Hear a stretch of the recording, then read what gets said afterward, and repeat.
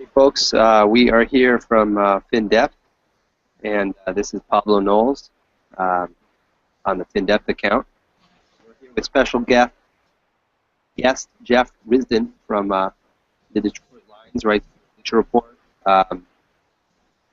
Real smart guy who knows a lot about the Detroit team, and frequent guest Ian Wharton, also known as NFL Film Study. Um, of recent fame for the Brian Hartline breakdown and his Greg Grimes breakdown, which got Greg Grimes' wife for a while.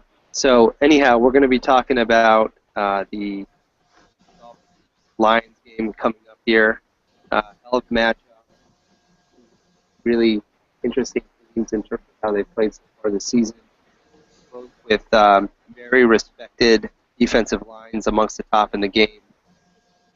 The rest of the defense has been surprisingly Dolphins, and I think the Lions have seen some pretty elite play from a couple guys that wouldn't necessarily have been expected also. And then some offenses that feature some explosive players on the Lions coming back from injury with Calvin Johnson, Reggie Bush is on his way back.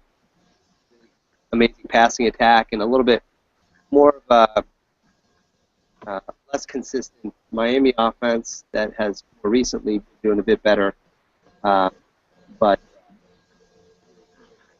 so anyhow, why don't we start with Jeff? And Jeff, as you look at this game and look at the way the Lions are coming into it, I guess the first question I would have is, how do you feel about the guys that you guys have coming back from injury, and how that's going to change the team coming into this game?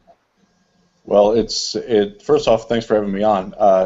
You're getting 5 offensive starters back for this game from a team that's won 3 in a row. So, and one of those guys is Calvin Johnson, who's probably the best wide receiver in the game. So it's very good to get him back.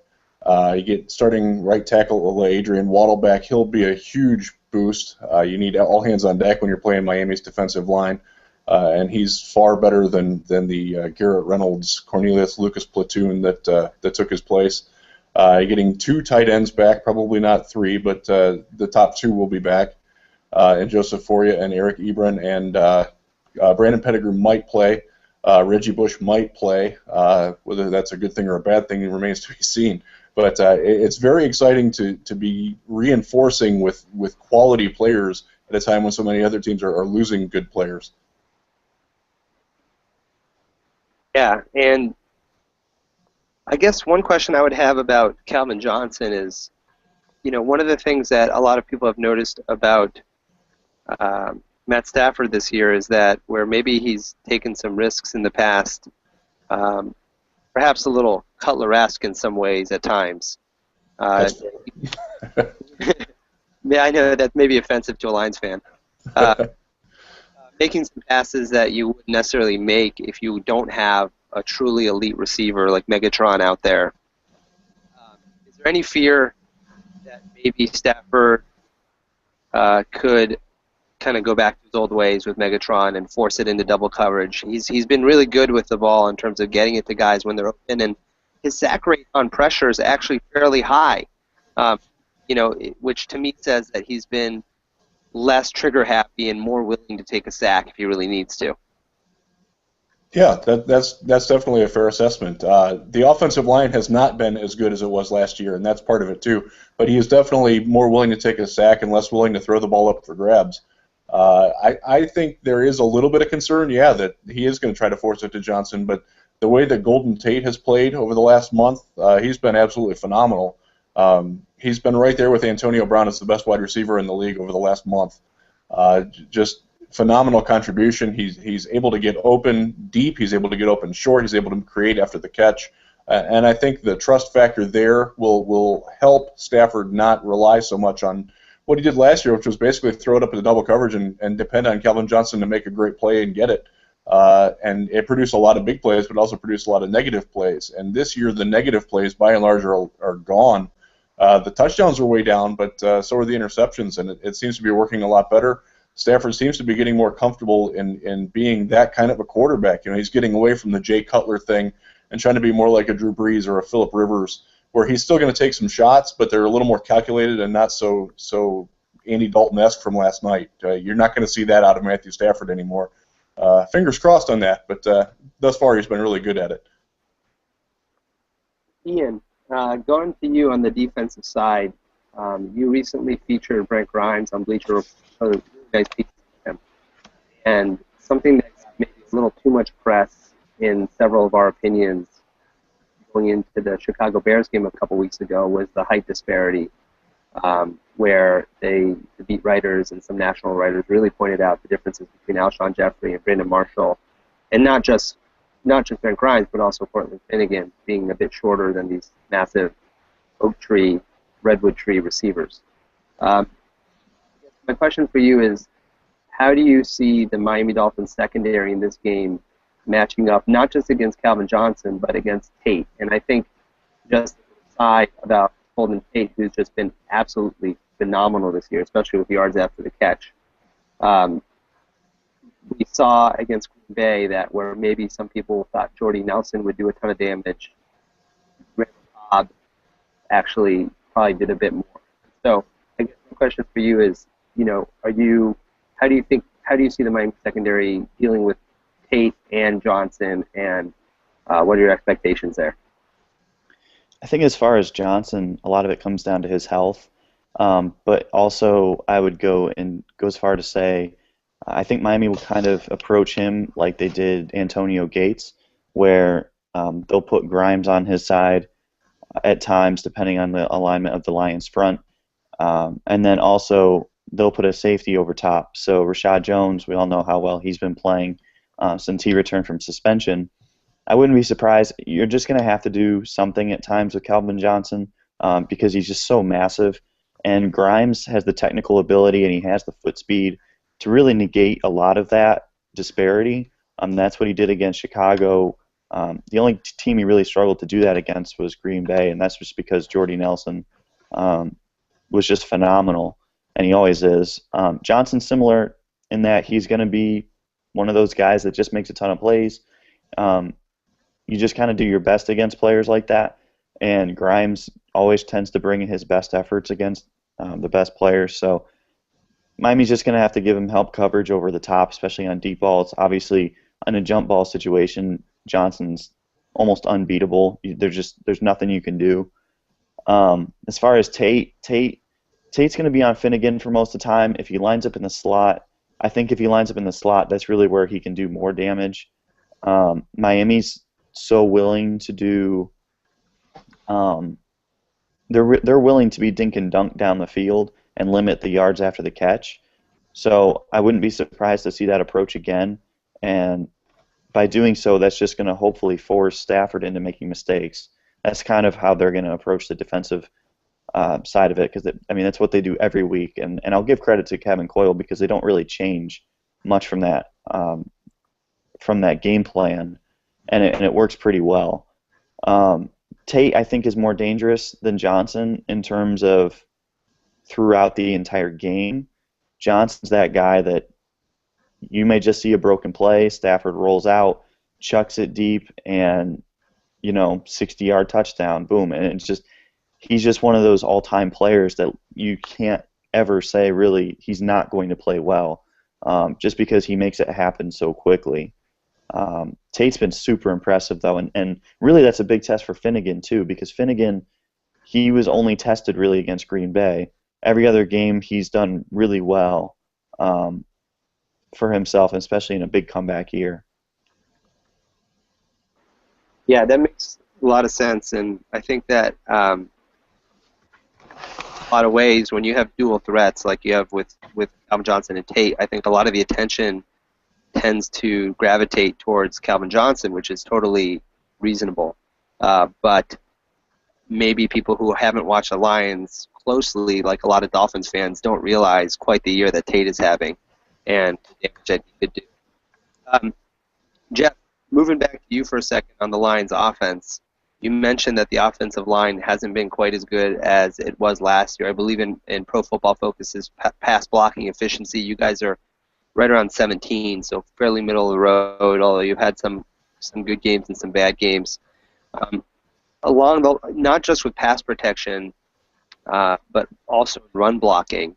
I'm kind of curious to get your take as to what's been going on with the Lions offensive line, and when asking some Detroit Lions Twitter folks this week about why you guys have been so lopsided with a pass-heavy run game, the answers I got were, a mixed bag between offensive line, running backs not being so great, and some injuries also, which are part of the game. But I guess I'm just curious to get your take on the status of the Lions offensive line right now and what's been going on there. Yeah, it's kind of weird. Like I talked earlier, Adrian Waddle has been in and out of the lineup at right tackle. His backup was Corey Hilliard. He went down in the first game of the year, and they played 4 games with Garrett Reynolds and Cornelius Lucas. Reynolds was a lousy starter in Atlanta, and Lucas is a giant who has some potential, but he's not there yet, an undrafted free agent out of Kansas State.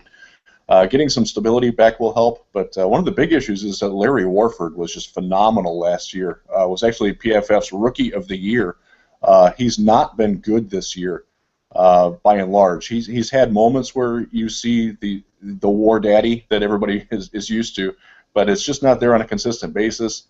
The center and left guard are Rob Sims and Dominic Raiola. They're both old. They're both playing in what's probably their last year in Detroit.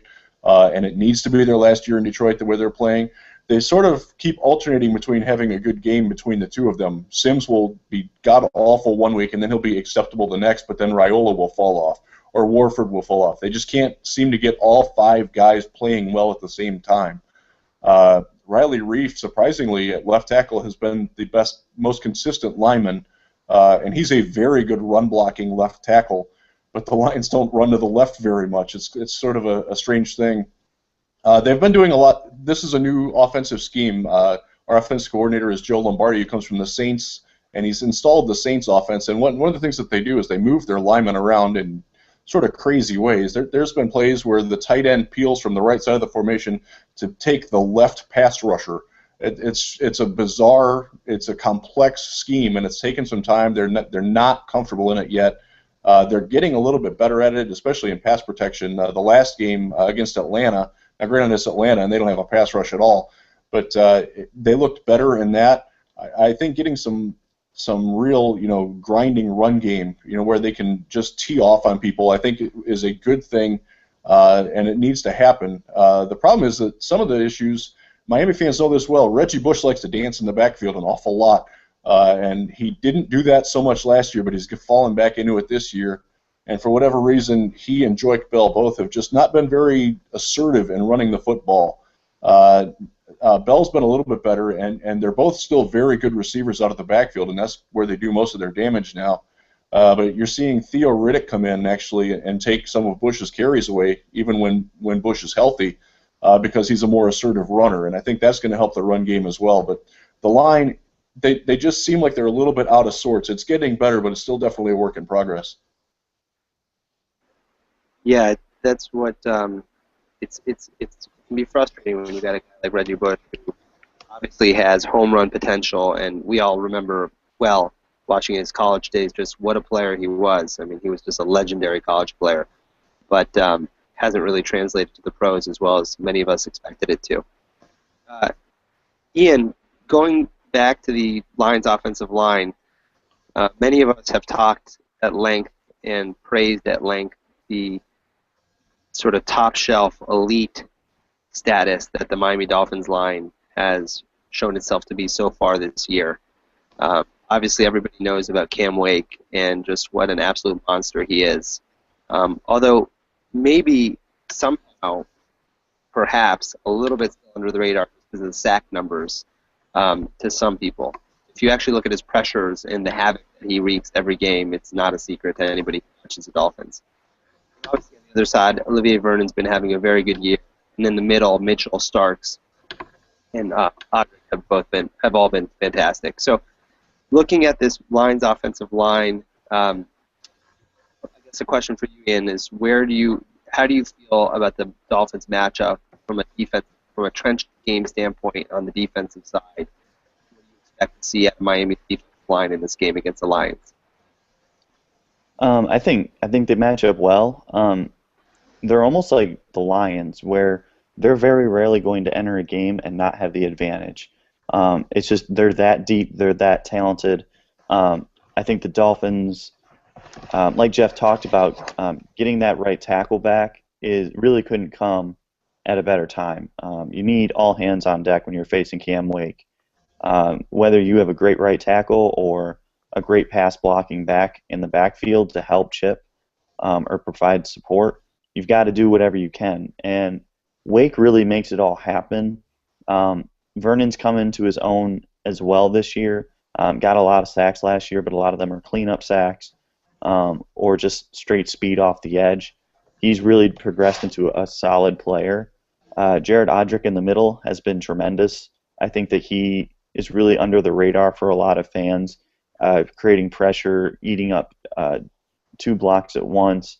He just kind of does whatever he needs to do on that play, and I think that's a valuable player on that line. His matchup against Warford, that's going to be critical for the run game because the Dolphins have been pretty good in stopping the run.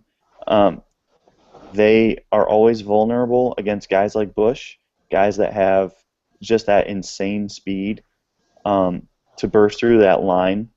But we saw that with Denard Robinson, and I think that, like Jeff said, and like Dolphins fans know, Bush is one of those hit or miss guys. So if it happens, I would point to Warford and saying that Warford probably having a really good game against the Dolphins defensive tackles that they'll rotate in and out. It always starts with the trenches though for Miami. I think that they're at the upper hand. But that being said, Detroit's had now a week a week extra to prepare, and they're getting guys back healthy. So it's a good time for them to try to take advantage of what Miami doesn't do well, which is sometimes they'll over pursue gaps and they'll get upfield too quickly. Yeah, it's going to be an interesting game to watch in terms of Miami's defensive line. Typically, Miami's defensive line has been the key to a lot of the back-end interceptions and have been a lot of fun to watch. But I'm curious to see how Stafford, with the weapons he has and with his sort of more safe play so far this year, will do against that. Obviously, Philip Rivers did not fare very well in that situation last week. Jeff, going back to you for a minute. Looking at let's flip the script now. Let's talk about the Lions defense and the Miami Dolphins attack. Everybody knows about Ndamukong Suh and Nick Fairley. Fairley being out is something that a lot of folks have mentioned may be actually a key missing piece there, because trying to do to them is a different ball game than maybe being able to double one of them. I'm wondering, how you think Fairley's absence will affect the defensive line this week, and also maybe talk about the rest of the Lions' defensive line. Ansah, I think, is a guy that maybe because of Suh Fairley doesn't necessarily get as much credit as he should, but curious to get your take on the Detroit defensive line this week and kind of how they're going to deal with Fairley's absence. Yeah, they're going to miss him, but it's not as critical of an injury as the national people have made it out to be. Jason Jones slid inside from end to tackle, and he was the best player on the field against Atlanta in the second half of that game. He came and in their first possession of the second half, he individually forced a 3-and-out by himself. He's very good inside. He's so quick, and his hands are so good. He's a real handful inside. Bad pun there. And what it does, they're also getting C.J. Mosley back. He missed the game in London because he decided to smoke a little pot in the hotel room and disconnected the smoke detector. Folks, if you're going to smoke pot in a hotel room, don't disconnect the smoke detector. Important safety tip there. They have a lot of depth. A guy, George Johnson, who was a street free agent, he's been very, very good at bringing pass rush off the left side. He's got, I believe, 4 or 4.5 sacks. Ansah, it is freakish to watch him because it almost looks like he doesn't know what he's doing, but he's so strong. There are plays where he just when he gets his frame compact off the line and bursts into a left tackle, there's not a left tackle in the league that can handle him. He leads the league in strip sacks over the last 2 years. He's got 9 of them in the last 24 games. That's a pretty darn good rate. He's an impact player, and he's gotten a lot better at playing the run, specifically on backside contain and on quarterback bootlegs, and that's going to be important because Tannehill, the Dolphins love to roll him out on that, and he's very effective at it. He's very good at it. That was one of the things that I picked up on watching the Dolphins this year is how well they move him around in controlled states. And if defensive ends get sucked too far in, he's going to kill them either with his legs or with a pass right over their ear. And that's something that Ansah has improved at. Now, I'm not going to say that it's not going to happen because he will get pulled inside sometimes, and his backup, Devin Taylor, has not been all that great this year. He's big and tall and gets into the passing lane, but he's not doing all that much. But there is depth. They're going to miss Fairley, but certainly they're not going to get the impact that they get with him from Jason Jones and C.J. Mosley. But Mosley is a better run defender, and Jones is a little bit more of a guy who plays off of Sue and lets Sue play the more power pig role. And when Ndamukong Suh decides to unleash the power, it's something to behold. It really is. He's played very, very well. There was a play actually in the Atlanta game where or actually the Green Bay game, where he picked up TJ Lang and was pushing Lang backwards faster than Eddie Lacy was running to the side. So that gives you an idea of what Sue can do. And he's been a lot more consistent at it, and his run defense has really come around. So, yeah, Fairley will be a miss, but it's still a very, very good line.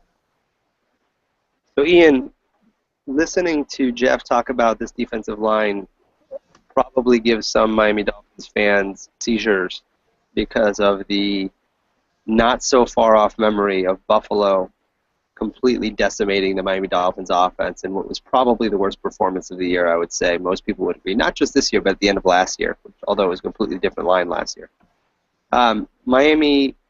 Miami's offensive line has been coming together. Mike Pouncey, I think most of us noticed he was rusty coming into that guard spot again after injury, but in the last game or two has looked more like his normal self a bit. Satelli has been a nice surprise in the middle in terms of being, I wouldn't say good, but at least serviceable, whereas many people thought he was going to be horrendous. And then the ends, Albert has been phenomenal, I think, personally, and I'm personally very excited to see him go up against Ezekiel. I think that's going to be a hell of a matchup to watch. But I want to get your take on how you think Miami's offensive line, not just in the pass protection game, but in the run game, which has been really good this year. Now, Lamar Miller's a little bit banged up, so we'll see how active he is. But I'm curious to see, how do you expect Miami's offensive line to deal with the force that is Detroit's defensive line? It'll be difficult, especially looking at the run game. The last 3 weeks, Ryan Tannehill's been the second leading rusher for the Dolphins, and that's fine.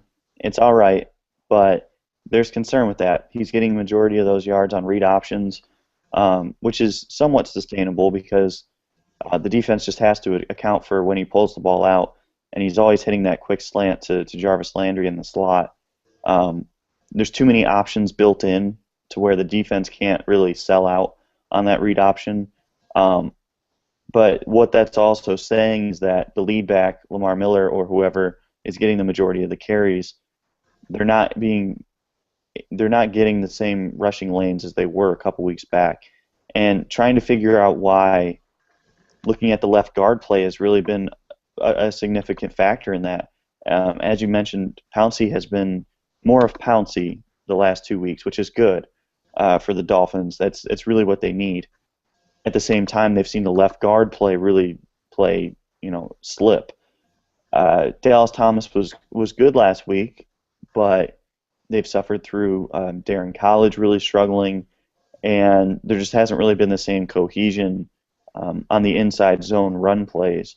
And when you're facing a team like Detroit, when you've got Ndamukong and you've got Ezekiel and you've got DeAndre Levy at the second level, C.J. Mosley, as Jeff mentioned, I mean those are very, very good players, and you really got to be on the top of your game, get to them quickly, engage and just start driving them downfield, moving on to that second level as quickly as possible when you've got athletes that are that good.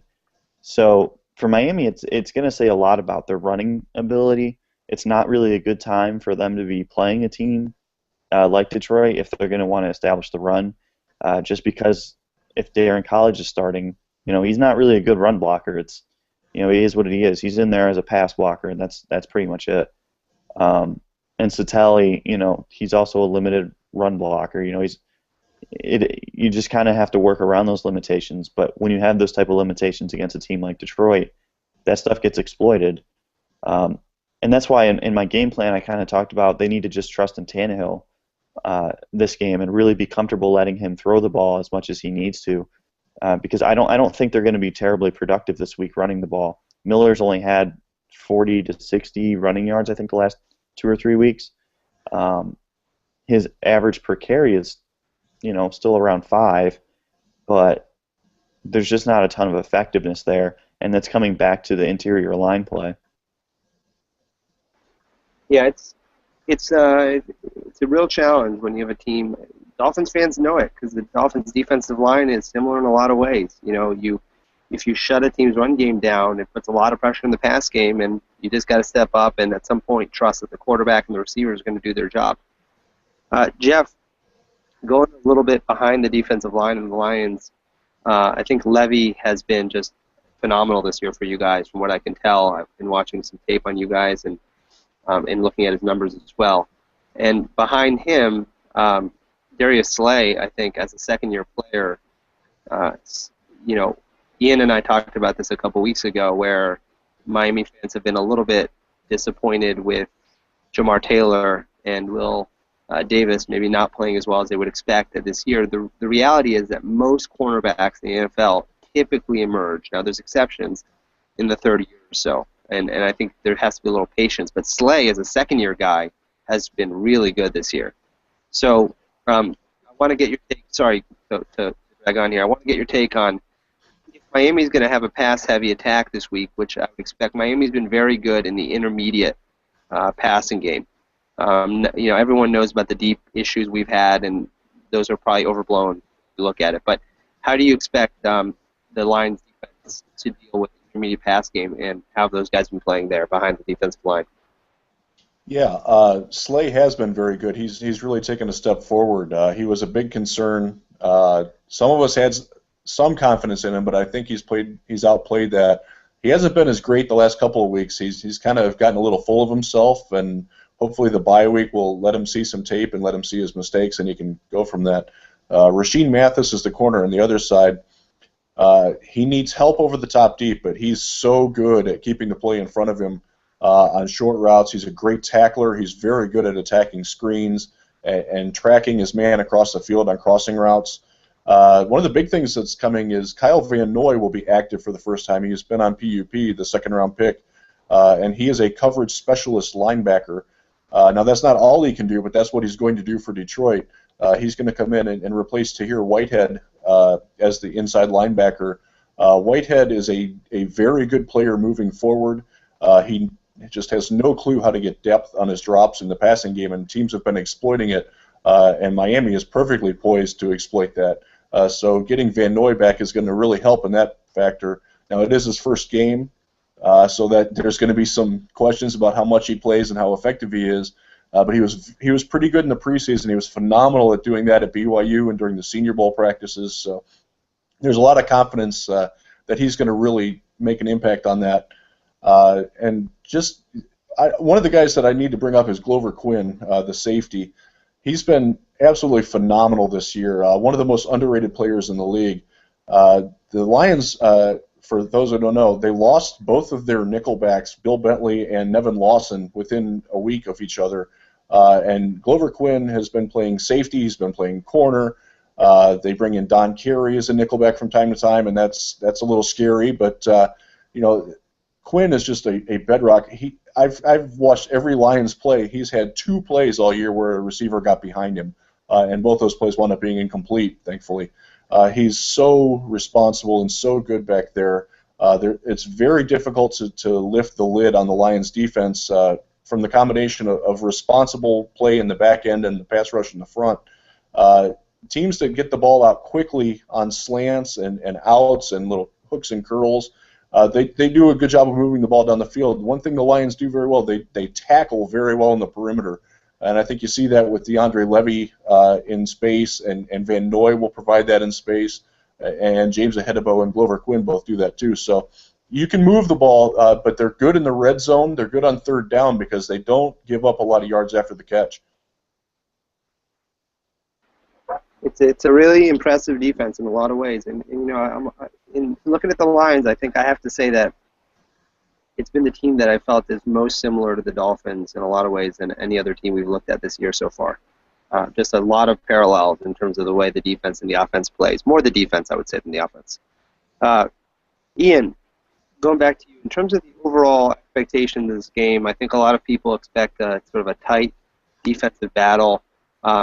Most people expect turnovers to be a really key component of the outcome here, being that these defenses aren't likely to give up a ton of big plays, and the offenses are aware that if you give up a turnover, it's going to change the game significantly. I guess I want to get your take on what are your expectations in terms of how you expect this game to play out overall, strategy-wise for the Dolphins. How do you think they can best approach the game, and are there any sort of X factors matchup-wise that you think have maybe not been talked about or maybe are going to be more important than people realize in this one? Yeah, I mean, like you said, I think this is going to be one where the Dolphins' decision to keep a guy like Caleb Sturgis could really come back to haunt them. This could be one of the best defensive battles that we'll see all season. There's just not a lot of good defensive play in the NFL right now, but this is a rare matchup where this is almost like a playoff type game. You've got two teams with just incredible talent on the defensive side of the ball, and like Jeff talked about, Detroit's not really that offense anymore that takes those huge shots, and Miami's definitely not that team. Miami is basically cut out the deep ball almost completely from their offense. So we're going to see, I would assume that we're going to see longer sustained drives, a little bit more conservative, I think, on both teams, just because, like you said, one possession could change everything. And it's going to be a different type of game in the NFL right now, which is really exciting. I'm excited for it, at least. Of course, if we're all thinking it's going to be 17-13 or so, it'll probably end up being 41-45, just something crazy like that. But I think that from Miami's standpoint, they need to take what Detroit gives them, and the one area that I would continue to press is the middle of the field. The only teams that have had good success against that defense, they've exploited the middle of the field a little bit with tight ends, slot receivers, and luckily for Miami, their two best offensive weapons right now are Jarvis Landry and Charles Clay. I would look for those guys over the middle on deep intermediate routes, intermediate to deep routes, I should say. Like Jeff mentioned, Glover Quinn's a very good player. It's one of those matchups where you need to know where everyone is post snap. So when you see that defender breaking toward the line of scrimmage, you need to automatically know, okay, if Quinn's coming down or if Quinn's going back, what's the other safety doing? What type of coverage is this? They're one of those teams that they disguise well. Their players they're well in tune with what they need to do. And when you have a high executing defense like that, Miami's just going to have to be as sharp as they have been the last 2 or 3 weeks outside of the Jacksonville game. If they come in and perform like they did against Jacksonville, it's going to be a long, long game. But if they play like they did against San Diego, even Green Bay to an extent in that second half, I think that they'll be able to be right there at the end. And if they're in there right there at the end, that's really all you can ask for against a team like Detroit. Give yourself a chance to win on those last couple possessions, and then just hope that if it comes down to that winning field goal or tying field goal, whatever it may be, just hope that decision on Sturgis pays off, because I don't think there's many Dolphins fans that are confident in him right now. See Jeff kind of grinning a little bit because the Lions' kicking woes have been well publicized as well. They picked up Matt Prater, who was an absolute stud in Denver, but got himself into a little trouble probably with some alcohol, as far as we can tell, although all that stuff is kind of kept under wraps. Uh, Jeff, same question that I kind of just asked Ian. How do you see this game playing out? What do you think are some maybe under the radar matchups that could make the difference? And do you kind of see it similarly to how we see it in terms of being a real tight defensive battle in this one? I do, and I agree with Ian. I think there's going to be a lot of drives that are like 8 to 12 plays that stall at the opposing 35 to 40. And right now, neither team has the confidence in their kicker to make it. Detroit is still below 50% on the year in field goals. Prater did hit the game winner in London, but only after he missed it. And right now in Ford Field, there's been more balls that have hit the upright than gone through the upright this year. And that's also affected opposing kickers. It's really strange because it's a wonderful place to kick. It's got great sight lines, great lighting, and it's indoors, good turf. And more field goals have been missed than made in Ford Field. It's a really strange phenomenon. But if it does come down to a kicking battle, the Dolphins definitely have an advantage, even with Caleb Sturgis, and he has been struggling, but he's a good kicker. I think he'll snap out of that. I watched him a lot when he was at Florida, so I think you're going to see the team that makes the fewest mistakes win. One turnover here or there, especially at a critical time, maybe a fumbled punt return or something like that, or flipping the field position. One thing that the Lions do very well, Sam Martin is one of the best punters in the league. He's fantastic at pinning the ball inside the 20. I believe the Lions have the second fewest allowed punt return yards on the year. That might be a little bit dated, but they're very, very good at kicking the ball high and deep and getting it down there and making opposing teams make those long drives. And I think this is going to be a 17 to 16, 20 to 17 sort of game. I think you're going to see each team get like one big explosive play, and that's probably going to be it. But it's going to be a very fun game. Like, these teams, they match up against each other very well. It's going to be a very intriguing game. If the Dolphins play the way they did against San Diego, they're going to win. There's no question in my mind about that. I'm old enough to remember the pre-Marino era in Miami, and that was the best game I've ever seen a Miami Dolphins team play. Can they sustain that over the week? Even if they're even close to it, I think they do have an advantage because Detroit getting all those pieces back is going to take them some time to get together, I think. And I actually picked Miami to win on my Real GM Picks column to the scorn of my Lions fans. But this is a game where I just think Miami is a hot team right now, and the way that they play is going to give Detroit some problems. But Detroit's also going to give them problems. It's going to be who takes advantage of the other team's problems the most. And it's going to be a very fun game, very fun study learning about the Dolphins this week and getting ready for the game. It's been a fun watch to see guys like Earl Mitchell and guys like that who don't get a lot of publicity but play very well.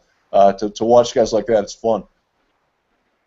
Yeah, I agree, and similarly on the Lions side, it's not a team. It's Kevin Coyle, the Miami Dolphins defense coordinator this week, said it's an uncommon opponent. We don't face each other very often, so it's been fun to get a look at Detroit and see what they're matching up against, especially in a year where we played against Chicago already, and so we kind of have a little bit of a sense of your division. Well, Ian looks like he stepped away for a second while he's back and gives us his last his prediction. I'm no different than you guys. I expect a real tight game. I expect a game where a turnover here and there is all the difference. I think predicting a game like this is so hard because a fumble or an interception or a muffed punt is the difference. And so I don't see this being more than 1 to 3 point difference because I'm a Dolphins fan and I don't want to get all the deaf people mad at me. I'm gonna go 2017 Dolphins. But I think it could easily be the other way around, or it could be 17-16 either way also. I think that for a lot of Dolphins fans, we'd like to see some demons exercised in this game in the offensive line.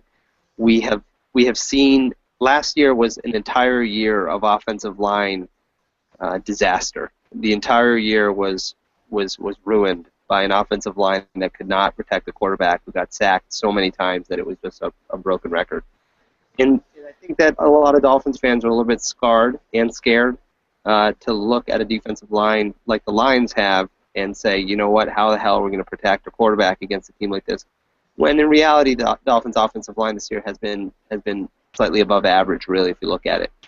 But we'll see how it goes. I mean, I think it's a huge challenge, and it should be a really fun game. And I think hopefully we'll see both these teams make the playoffs. I mean, it's not the Dolphins have the Patriots in their division, and Patriots are obviously. I think the Lions are in a better position right now, playoffs-wise. But both teams, nothing's given. We're only halfway through, so we'll see what happens. Any last thoughts, Jeff, before we call it hang out here? Just one, and it pertains to the Dolphins. I was a huge Jamar Taylor fan coming out of Boise State. He was my number one cornerback in that draft. I think if you're patient, like you said, you're going to get really good things out of him. He's a very good player, but he's a player that relies a lot on having people around him be positive and making things happen and building upon positives. And I think once he gets a few of those under his belt, you're going to see him be a very, very good corner for a long time. Ian, we're giving our last takes here, and I called it 2017 Miami. But I said I'd be surprised if it's more than a 1 to 3 point game on either side, and I could easily see it going the other way too. Jeff sort of said the same thing. He's calling it for Miami, which we appreciate him doing. We'll see what happens. Any expectations, last minute thoughts, and how do you see the game sort of eventually coming down to a close here? Like you guys, I think it'll be a one-score game. I think that looking at the quality of opponents that Detroit has faced, I'm not sure. I think this is really a statement game for them, and I think that they have an opportunity to really create some momentum for that second half of the season if they can win this game. I'm sure they know that. Miami, I think, is one of the better teams that they've faced recently, it's not like college. I mean, you can't blame them for that. It is what it is. You beat the teams on your schedule, and you just keep going. And there's a lot of, they deserve a lot of credit for that. I think that Miami pulls this one out, 17-16. I don't know how we get to 16 points, but I think it's just one of those games where something wonky happens, like Jeff said, block punt, an amazing performance out of one of the punters or kickers, or a backup comes in and makes a big-time play, like, I don't know. It's just I think this is one of those games where you get an unexpected big performance from somebody, and that's really the turning point, and that's going to be for either team. It'd be shocking to see if this is more than like a 3-point game either way, and it should be a lot of fun. Well, I want to thank you guys for joining us today. Thanks for everyone for listening. You can follow Jeff on Twitter at Jeff Risden. He's also writes for Bleacher Report and also at Real GM. Ian, as everyone knows, hopefully at this point, has been just slaying Bleacher Report articles all season. He's a productivity machine that we haven't seen the likes of before. And I'm at Twitter also at Pablo Knows, and you can see some of our stuff at thinDepth.com. So appreciate you guys joining us, and we'll see how the game goes. It should be a really fun one. Great. Looking forward to it. Thanks.